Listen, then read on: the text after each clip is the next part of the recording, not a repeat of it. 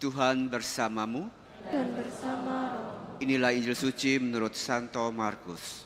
Dimuliakanlah Tuhan. Pada suatu hari serombongan orang Farisi dan beberapa ahli Taurat dari Yerusalem datang menemui Yesus. Mereka melihat bahwa beberapa murid Yesus makan dengan tangan najis, yaitu dengan tangan yang tidak dibasuh.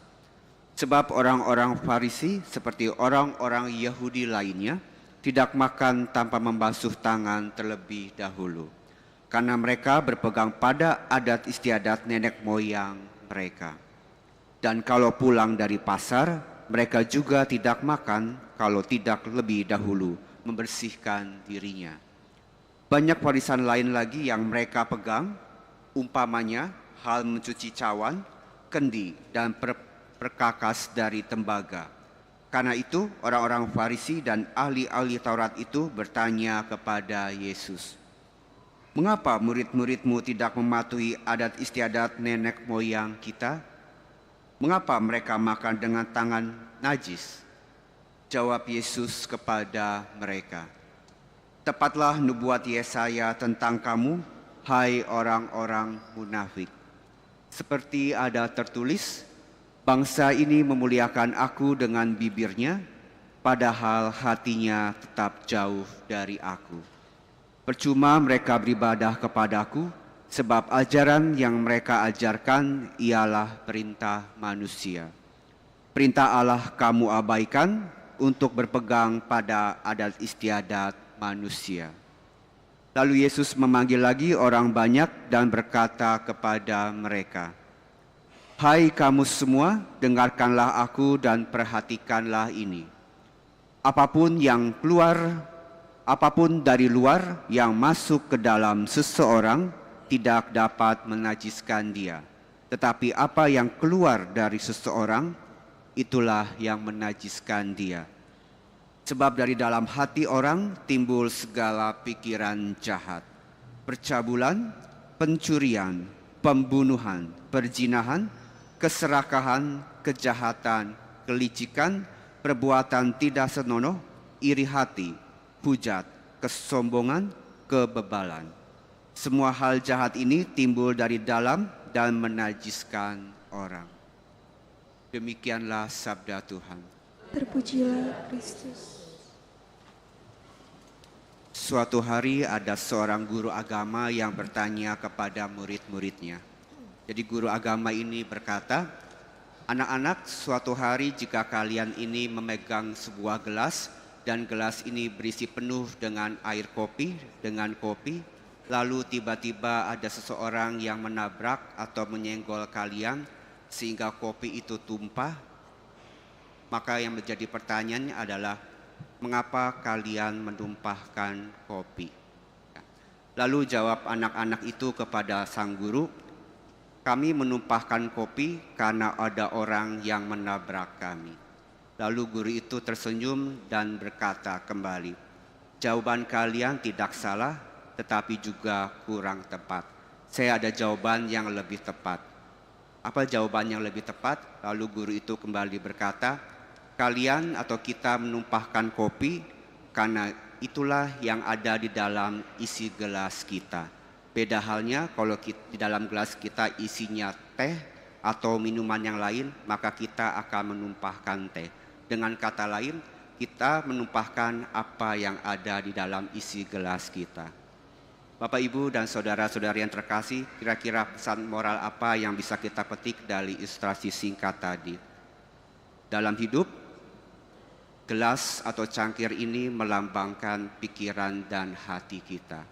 Ketika sesuatu menggoncangkan hidup kita, sesuatu menggoyangkan hidup kita, mengganggu hidup kita, maka apa yang keluar dari hati dan pikiran kita tergantung dari apa yang menjadi isi dari hati dan pikiran kita.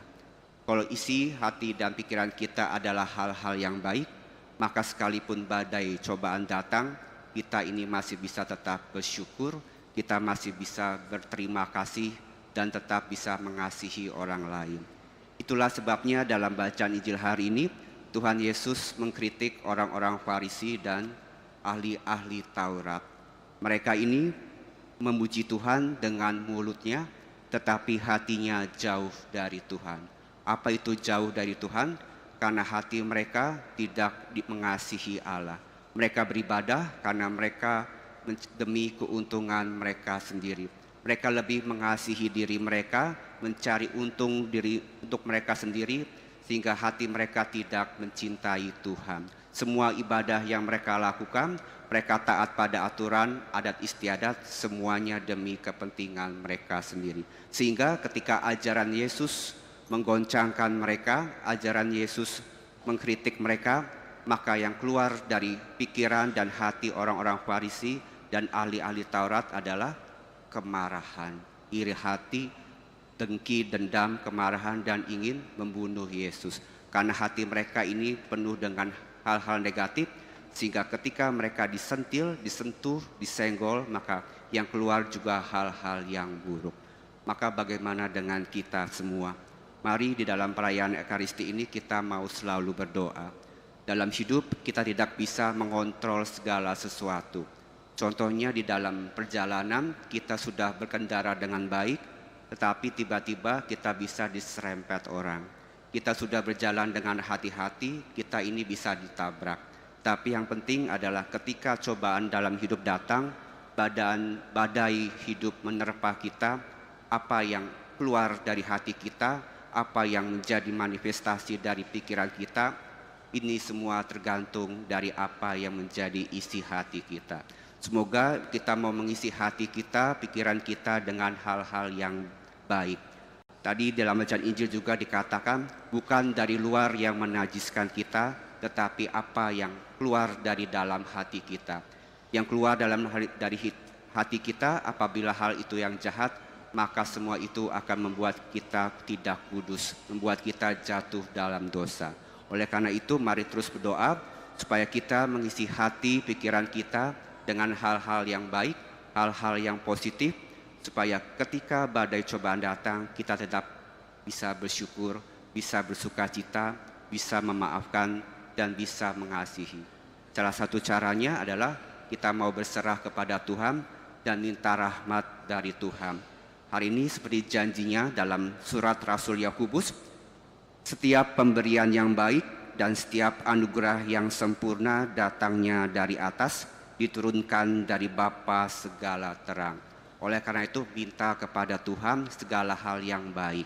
Minta rahmat dari Tuhan supaya kita diberikan sukacita, kedamaian hati, kasih yang tulus, sehingga apapun yang terjadi dalam hidup kita, baik dalam kontrol maupun sesuatu yang tidak bisa kita kontrol, kita tetap bisa bersyukur dan bersukacita dan hidup dalam kedamaian. Sebab ada Tuhan yang mengisi dan menjadi isi dari hati dan pikiran kita. Semoga demikian, Tuhan memberkati.